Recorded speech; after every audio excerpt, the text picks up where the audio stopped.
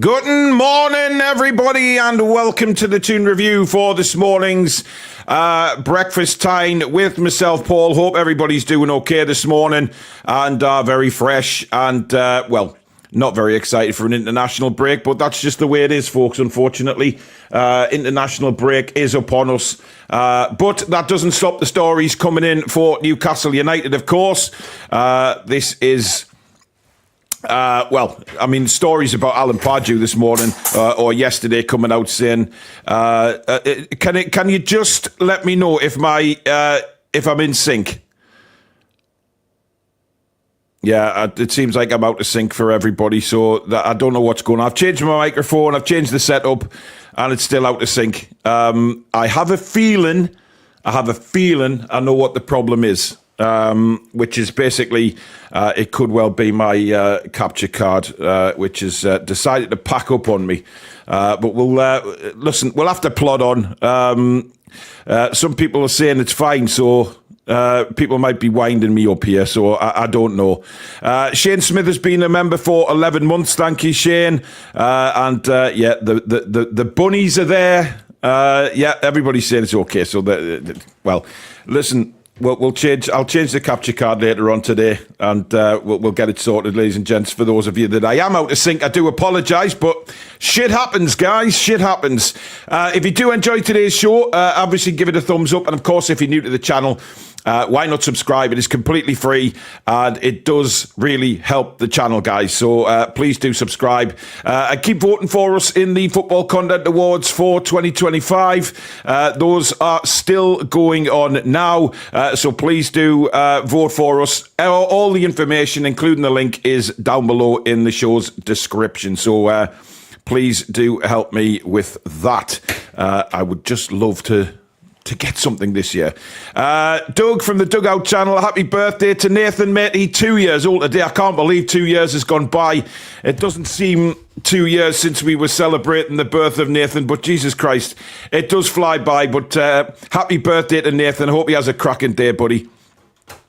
Right, I want to start off with Alan Pardew because yesterday he made some outrageous claims that he believes that Newcastle United can still win the Premier League this season, not next season or the season after. This season, folks, he is confident that we can win the Premier League. Now, I have to say, I don't quite agree with Mr. Pardew. I think we're quite a bit away from winning the Premier League yet, but I found it astounding that our ex-manager, who, by the way, I have to say, does say a lot of positive things about Newcastle United.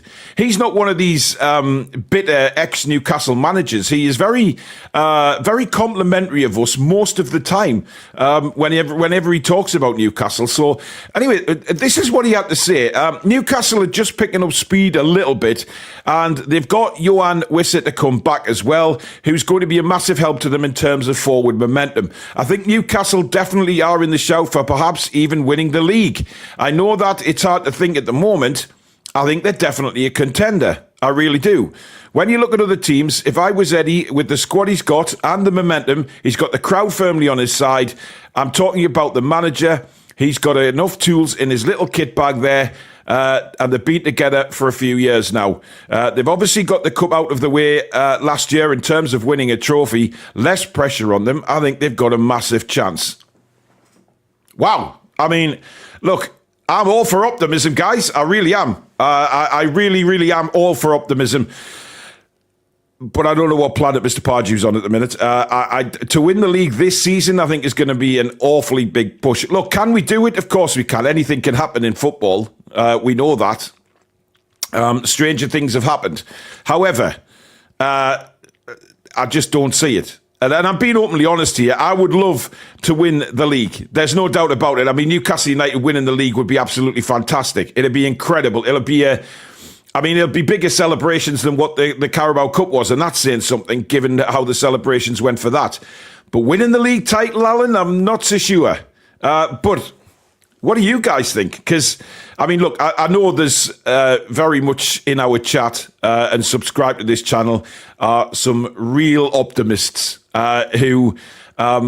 bless them, they are so positive whenever we lose or win or whatever. They are very positive about Newcastle United, and I love that about them. I may not agree with them all the time and saying that things are rosy, but I tell you something, I don't really... Paul, it's a wind-up. It's not a wind-up. I heard him say it yesterday.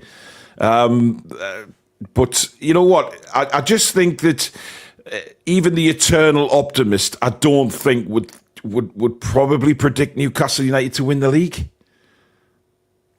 But I don't know. I think Pardew would be a great choice for Rangers. Well, someone needs to be. They are absolutely falling apart. We needed to beat Arsenal, Liverpool, and we couldn't, says Chippers. I agree. You know, there's teams that are still way ahead of us. Maybe I don't mean sort of on the pitch, because I think on the pitch, on the day, we could beat anybody. I really genuinely believe that, by the way. I'm not just saying that. I do think we could beat anybody on our day if we play well enough. But in terms of being at the top of the league and being able to put up with that pressure, you know, are we in a position at the moment to be able to do that? I'm not sure. Ricky Thomas with a good super chat there. He says, does Mr. Pardew realise Dan Burner's at left back? I think he's talking about when everybody's fit, obviously. I listen, I'm all for it. I absolutely am. And it's great that Newcastle United are getting talked about like that by someone. At least someone has a bit of balls and goes out and decides they want us to win the league. But to be fair, yeah, Paul H., I agree. We're still gelling with the new players. We've still got a lot to come. I think there's still a lot to come from Elanga. I think there's a lot to come from Anthony Gordon, Voltemade. We got Wissett to come back. It is very, very exciting. Don't get me wrong with that. I am very excited about what we can achieve this season. But I think the league might just be out of our hands. Listen, Leicester did it. Blackburn did it. Why can't Newcastle?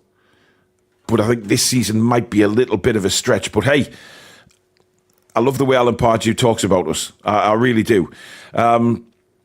Now, looking at some of the other news this morning. Now, here we go again, guys. And this is going to annoy a lot of yous out there because, you know, how I said we were going to look at various different stories in the breakfast show and have a laugh at some of them. The Italian media, once again, this time in Milan, ladies and gentlemen, have put the Tonali meets his agent in Newcastle as the Newcastle United star is wanted by Italian clubs. Again, I will reiterate, it says he is wanted by Italian clubs, not Tonali wants to move back to Italy. Tonali, for me, is staying with us for a good few years yet. I don't think he'll leave. Given what happened with the suspension and everything, even Sandro himself has come out and said that he owes Newcastle United big time for what they did for him during the suspension. Kept him around the club, kept him training, made him feel very welcome, supported him in going across to Italy, getting help for his addiction, all of that lovely stuff. And so I don't particularly think that Tonali wants to leave. I think it's once again the Italian media stirring it up in Milan, saying, oh, he wants to go, he wants to do this, he wants to do that. It's all bullshit for me, guys. It's all bullshit. But apparently he met his agent on Monday after landing in Italy, of course, for the international break. But it must be remembered that he's in the country for the international break, not necessarily for talks with anyone. So, second paragraph down, they're already talking about how that is a bit of a sort of a highlight that's just completely bollocks, a headline that's just rubbish.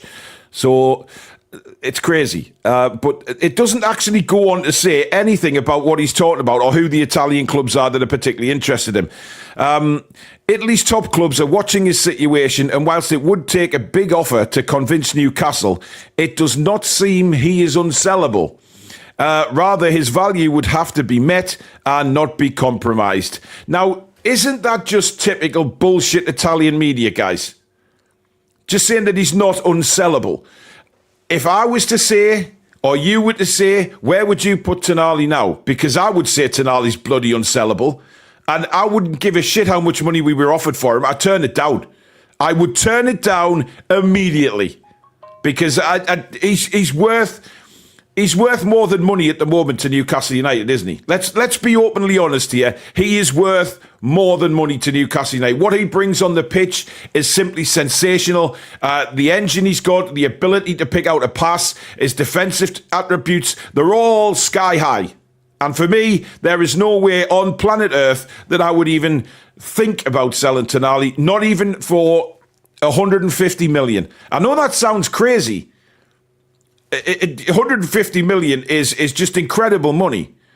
But to me, he is worth more than Isak ever was. Because this guy is just incredible.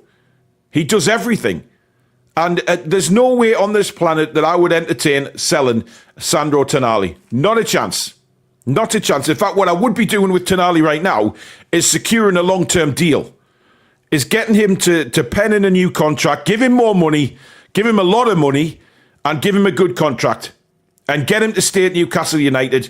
And because he is one of the sort of backbone players, the spine of this team that we need if we're going to continue our growth and continue to try and win something. That's my opinion on it. And I just don't think I think it's just the Italian media once again thinking, right, well, if we stir the pot a little bit, then maybe, just maybe, that heads will turn. But, again, there's a headline just actually come in saying the pot is being stirred as Newcastle United star meets with his agent.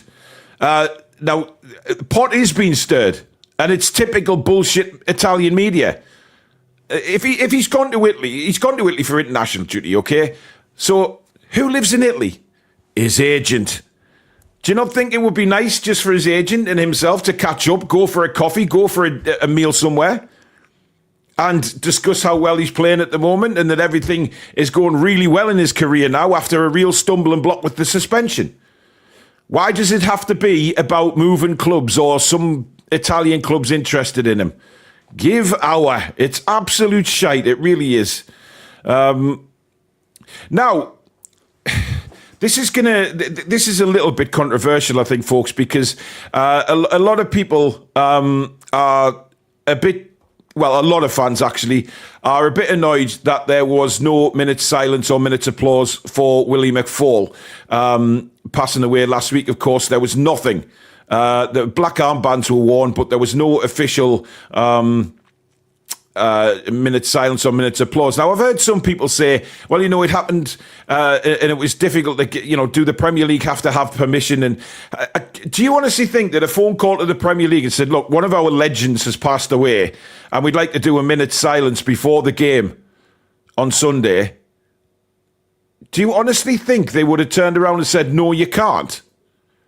I know the Premier League are assholes most of the time, but this is a life passing away and a Newcastle United legend, and there was no minute silence or no minutes applause, and I found that a little bit sad because I tell you something, other players around the league, when you see that representatives of their club passing away, they seem to have a minute's silence, no problem, or a minute's applause. They put his photo on the big screen, and for some reason, nothing for Willie McFall or Wyn Davies for that matter. These two absolute heroes of Newcastle United, and I think Newcastle United have really missed a one here. There is reports coming out in various northeast papers, the Chronicle, etc., saying that that the fans are truly grateful for what's happened, the takeover after all the dross. And of course, we're going to look at the takeover tonight in the show tonight, 4 years on and how it's changed where Newcastle United are now as a football club, etc. We'll be looking at that. However, there's a lot of disgruntled fans about the lack of respect shown to former players still. Now, we know they've done an awful lot of work, don't get me wrong, getting the legends back involved. There's so many legends turn up at St James's Park now. But honouring the passing of a legend player, I think is a little bit sad that we didn't. And listen, it doesn't take 2 seconds to organise a minute's applause or a minute's silence. So despite the fact it happened and then a couple of days later we play, something should have been done. Robert, I agree. Nothing for Tommy Cassidy either. These kind of guys gave everything to Newcastle United. Willie McFall, you know, he took over as manager when Newcastle United were just a complete yo-yo side. They didn't have any direction. We were going nowhere. And Willie took over from Jack Charlton and did his very, very best with that under awful ownership of the club. I mean, literally, when Willie McFall was in charge, it was there was never seemed to be any chance, as Billy said last night on the show. There was never any chance about, you know, Newcastle United. It was all sack the board. McKeague, get out. It was toxic. And Willie McFall making over 350 appearances for the club, and then to go on and manage the club in a very, very difficult time. The guy is a Newcastle legend, as is Wyn Davies, as is Cassidy, as is all the others that have passed on, you know, who've represented Newcastle with such a distinguished career. And they don't get a minute's applause or a minute's... John and Paul, you're coming through perfectly, bro. Thanks, bud. I mean, look, Toonbird makes a good point there. You know, the horrible terrorist attack in Manchester last week. They managed to organise a minute's silence at the football in a few days. And it can be done. It can be done. And for the world of me, I don't understand why Newcastle didn't do it, because we're in a very different place to where we were under Mike Ashley. The former players, as I say, coming back. They're spending time with the fans. They're welcome back at St James's Park as guest of honours and things like that. But for some reason, it's these players from maybe further down the line that certainly gave everything to the football club, and they're missing a trick here, because they deserve to be 100%. 100%. Given that honour of a minute's applause or a minute's silence. And Yvonne's right. Those days, they got nothing wages as well, but they gave everything. I mean, Willie McFall was a goalkeeper before the days of the gloves. You know, he played with bare hands. And you know what? Can you imagine, you know, playing football over the winter period with no gloves? These guys, you wouldn't find a goalkeeper these days doing it, because they're all soft as shite. But these played with no gloves. It's mental. And listen, there's still a lot of Newcastle United fans who remember these players, and that's the thing about it. There's still a lot of fans, whether they're in the ground or whether they can't go anymore, they are still massive fans of the football club and remember what these players did for Newcastle United. And for them not to be given the honour of a minute's silence or applause, I think it stinks, quite honestly. And listen, Newcastle, the owners have done wonderful things since taking over this football club. Absolutely wonderful things. But there's still stuff to do. There's still stuff to do, including this. Because it's very disappointing. In my humble opinion, very disappointing. But listen, War Flags may do something further down the line. I hope they do. We'll have to wait and see on that. But something for the ex-players who passed away that haven't had the honour of a minute's silence or applause. Shane says, I was watching 87-88 season highlights last night when Willie was manager. Solid season. Gary Kelly was a great keeper. Gaza, Mirandina. Yeah, I mean, look, those days... You can see them on YouTube. You can go back and watch them. Incredible days. And of course, for me, very young kid in the 80s, growing up watching Newcastle United, being at the Gallagher end, right at the front of the fence where all the kids used to go during the game. The parents used to come and get us at the end. We just used to wait there for them to come and get us. It was an incredible atmosphere. It stunk the high shit of piss and poo everywhere in the Gallagher end. But that's what going to the football was all about. You know, those outdoor toilets, which I can still smell. I've got no sense of smell now because of my Parkinson's, but I can still remember the smell of the Gallagher end back then with the open air toilets and stuff. But that was St James's Park. It had a beating heart. It still does, but those days were incredible. And that's why I think these former players and managers who meant so much to the fans deserve that recognition. Now, apparently, Ange Postecoglou is still in a job, but Forest are now said to be considering a move for Fulham manager Marco Silva. pressure is mounting on Ange Postecoglou, but the follow-on, the report is stating that it's a situation that Newcastle are keeping a close eye on because Fulham are due at St James's Park on October the 25th. So if all changes, Postecoglou could be fired and could be back in charge of Fulham if this merry-go-round of managers continues.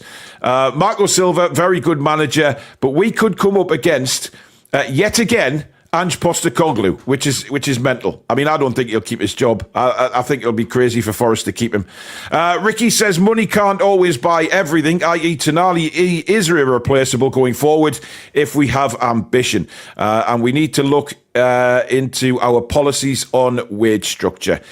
Ricky, I fully agree with you, mate. I do think 100% that the wage structure has to be realigned and re-looked at. There is...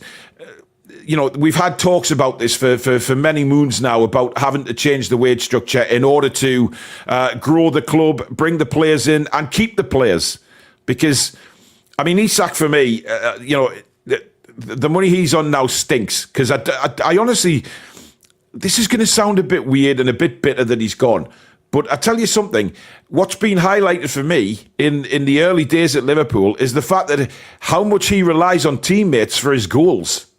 Now, don't get me wrong here. He scored some cracking individual goals when he was at Newcastle, but the majority of them were because of the work that other people put in to set him up.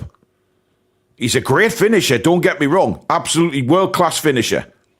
But he needs the ammunition.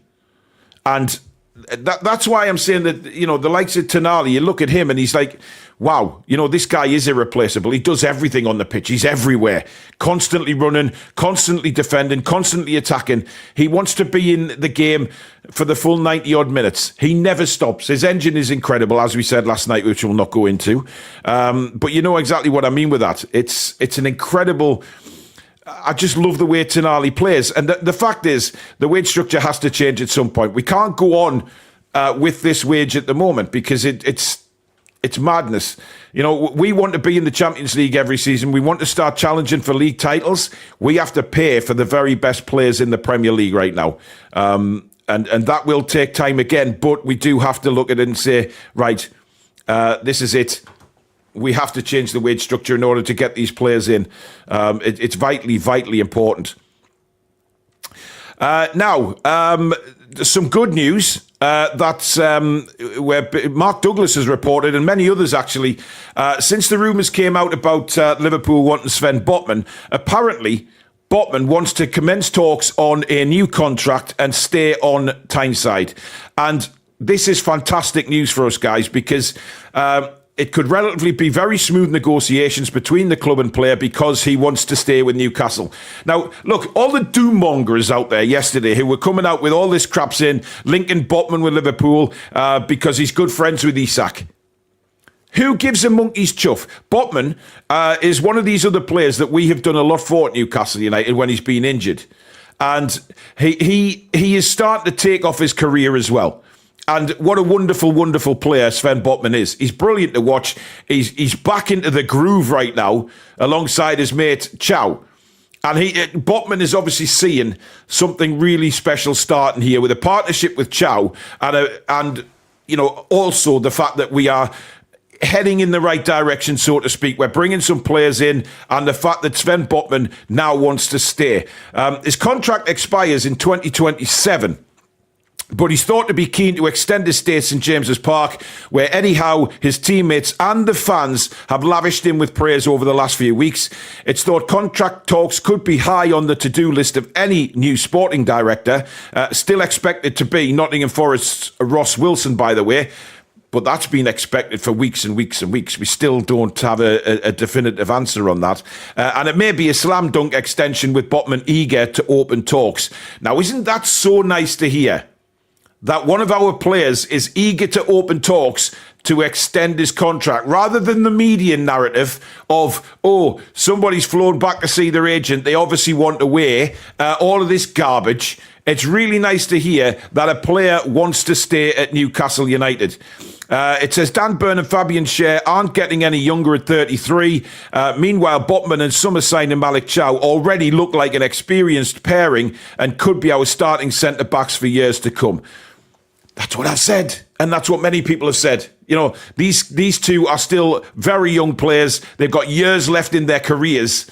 And we could have them for a long time as a centre-back partnership. And I'll tell you something. We're talking about going back to the 80s here, a moment ago and what it was like. One thing has always been a problem for Newcastle United since back then, and that's getting a fantastic pairing of centre-backs. We've always had maybe one that stood out from the other, but to have two elite centre-backs, I genuinely think this is the first time in many, many, many, many years that we have had two elite centre-backs. I don't know if you'll agree with me or not on that one, but for me, without a shadow of a doubt, these two are the best I've seen in a long time. And let's not forget either, Burn and Shea have a very good understanding and a very good partnership as well. So if we were to, just rotate from time to time and maybe play Burn and Shea for a while, that would be fine in the cups and things like that. But the big, big, big games, we've got elite centre-backs here now. And I've not seen a pairing like this for a long time. Burn and Shea did a very good job, but these are a step above. These are elite defenders that we want to keep bringing in the elite players as well, without a shadow of a doubt. So it's just, for me, fantastic news, because I'm sick of hearing about players want to leave and stuff like that. It's, we paid £35 million for Sven Botman, guys. £35 million. I mean, what's this guy worth now? And I know he's had a terrible injury, but he's fit again. He's playing regular football, and having Botman back is fantastic for us. 35 million quid. I mean, it's fantastic. It's absolutely incredible that we paid that money and we've got somebody as capable as Sven Botman. And now we got Malik Chow as well. I think we got Malik Chow for cheap as well. Because obviously a lot of rumours that he didn't have a great season last year. He wasn't going to be the player that many people thought he was going to be. Well, stuff you. We've obviously paid money for him, and we've got another elite defender, in my opinion, who's only going to get better and better and better. So, exciting times, without a doubt. Now, Will Osula, guys. It looks like Eintracht Frankfurt are still on the sniff for the young striker. Apparently, they want to sign Will Osula in January. This is coming from Sky Sports Germany, guys. A major surprise on deadline day, of course, was to sign Will Osula right at the end of the window. They turned down an initial loan deal with a future purchase option. However, Sky Sports Germany are now reporting that their information is that Eintracht Frankfurt intend to sign Will Osula in January. And this has already been discussed with Will Osula himself. Now, I find that a little bit strange, because obviously Will Osula is getting game time at the moment. I'd be very, very surprised if Will Osula decided to up sticks in January, and I'd be very surprised if we let him go. Bearing in mind the situation with Wissa, is he going to go, like we said yesterday morning, is he going to go to the African nations? Is he not? Is he going to hang around? Is he going to decide? Martin, I'm definitely not freezing, mate. So my lip sync may be out with you, but I'm not freezing. That's your end, buddy. I just really do believe 100% that this all depends on Wissa himself. Because if Wissa decides that he's not going to the African nations, maybe, just maybe, that Newcastle will look and say, right, Eintracht Frankfurt, how much are you going to offer? Or is it a loan deal until the summer with an option to buy? We don't know. But look, a loan offer of €5 million, including a purchase offer of 25 million, was on the table.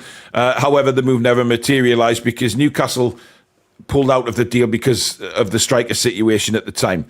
So I do believe that this all depends on Wissa going to African nations, which he said yesterday that he is fully committed to Newcastle United. Now, is that him telling us that there is a chance that he is going to stay? And look, I definitely think something's going on with Wissa, and he's in two minds whether or not to stay with Newcastle or go to the African nations. And it looks like Osula's move is all dependent on that. But hey, I mean, Will Osula, I've been slammed by some people for saying that I don't think he's a Premier League striker. Don't get me wrong; he's done very well when he's come on of late. He's coming on for Voldemar, giving Voldemar a few minutes rest, and he's done very, very well. But do you look at Will Osula and think that he is going to be a Premier League player, because he's not a kid anymore? And is Will Osula one of the players that we really need to have in the team? Moving forward, where we want to be an elite football club? Is he going to be at that level? I'm not sure he is, and that's just my opinion as a fan. That is just my opinion, saying, look, I really don't believe that he's going to make it. But that, as I say, it's my opinion anyway. Now, Paul Scholes, the man who has done nothing in his time but slag Newcastle United off, make fun of us, etc., has actually praised us. And we're turning the tide back around right at the start of the show to talk about Tonali again, because Paul Scholes has basically said that Tonali is better than Declan Rice and better than Moises Caicedo. Now, I must state that he's not saying that Declan Rice and Caicedo are bad players. What he's saying is Tonali's all-round game that he brings to the field is better than what Rice and Caicedo's all-round games are. Now, would anybody like to have a Declan Rice and a Caicedo in the side? Absolutely, 100% they would. Absolutely fantastic players.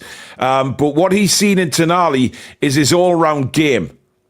And, you're talking about Declan Rice at 105 million. How much is this kid worth? Because now, he's been recognised by the legends of the Premier League, if you like, in Paul Scholes and other players as well, in saying that Sandro Tonali is a step up on the likes of Caicedo and Declan Rice because of his all-round game. And can we disagree? Can we really disagree with that? I don't think we can. I think the all-round game from the likes of from Tonali is just sensational. Sensational. Could you imagine a midfield three, a Caicedo, Rice and Tonali?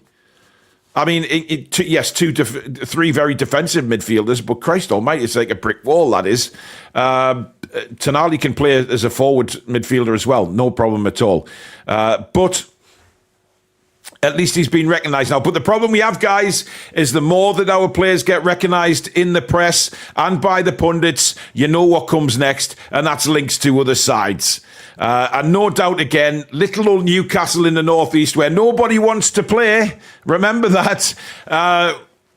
Rumours will start, and players apparently will start leaving the football club. I just think they need to get a grip and realise that Newcastle United are now a real force to be reckoned with. We are a growing side, we are a growing club, and nobody likes it. They hate the idea of Newcastle United being where they are. But that is the news this morning, guys. Thank you very, very much for taking part again. Much appreciated. Don't forget, we're back tonight at 7 o'clock live with a kind of look back over the takeover, a look back over the 4 years and where we are now to where we were. Obviously, it's chalk and cheese, but we're going to have a look at the growth of the club and what we've done in that 4 years that has been really impressive. Is there anything in them 4 years that maybe we could have done better as a football club? We'll go through it all. So come back at 7 o'clock, take part in it. Let us know what you think of the takeover, and it'll be a really good show. Ricky Thomas says we got 2 top-class centre-backs for the price Parish wanted for Gahey. Yeah, simple, isn't it? Incredible. But thank you very much for watching, guys. Give it a like, of course, if you've enjoyed it. And if you are new around here, do subscribe. It really does help the channel grow. And keep voting for us in them football content awards, guys. All the info and the link is right at the top of the show's description. Have a fantastic day, and we'll see you back at 7. Take care.